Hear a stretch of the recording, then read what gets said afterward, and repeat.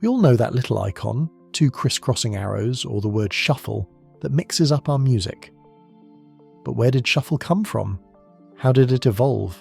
And what's really going on behind the scenes? Let's take a deep dive. Before shuffle, randomness in music came from humans, jukeboxes mixing records, or radio DJs curating unpredictable sets. But in the cassette and tape era, randomness was still limited. Tape machines played linearly. To skip around, you had to fast forward or rewind. There was no real algorithm, just patience and luck. The 1980s changed everything. With the compact disc came instant digital access to tracks. Suddenly you could jump to any song without waiting. That opened the door to something new, random play. Early CD players like Sony's 1982 CDP-101 didn't have it yet, but very soon manufacturers added a button labelled random or shuffle. Press it, and the CD's tracks would be played in a pseudo-random order. Some multi-disc changes even let you shuffle across a whole library of discs. It was marketed as a way to make your collection feel fresh every time you press play. In the late 1990s, hard drive music players emerged, letting people carry thousands of MP3s. Shuffle became essential, but in 2005, Apple took shuffle from feature to philosophy. The iPod Shuffle was a tiny, screenless device where the order of songs was left entirely to chance. Apple's slogan was bold: choose to lose control.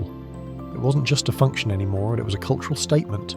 At the same time, iTunes and other players refined shuffle with smarter logic, preventing the same artist from playing back-to-back and making randomness feel more musical. Today, shuffle is rarely truly random. Most apps use pseudo-random algorithms, which look random but are generated deterministically. Streaming services like Spotify add even more layers. Their shuffle doesn't just randomize tracks, it avoids clustering, spaces out genres, and sometimes even nudges popular songs into the mix. Companies learned that pure randomness feels broken, too many repeats, weird mood shifts. So now shuffle is curated chaos, not pure chance. This raises questions. What does random really mean to a listener? If shuffle is biased, is it still shuffle? Computer science says most systems rely on the Fisher-Yates shuffle or similar algorithms, but then filter the result to make it more palatable.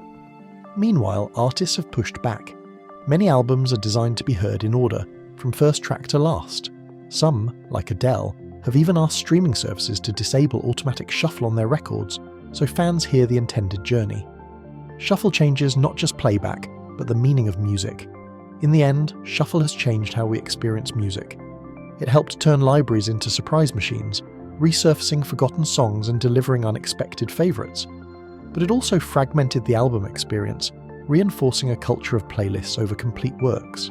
Looking forward, shuffle will likely become even smarter, guided by artificial intelligence to balance randomness with relevance, creating listening experiences that feel both surprising and personal. So next time you hit that little crisscrossing arrow, remember, you're invoking decades of engineering and design, from CD players to iPods to streaming giants. Shuffle is more than a button. It's a cultural symbol of chance, surprise, and the joy of letting go. Thanks for tuning in. If you enjoyed this deep dive into music and tech, don't forget to like, subscribe, and hit the bell so you never miss an episode. This is Panda ESL signing off.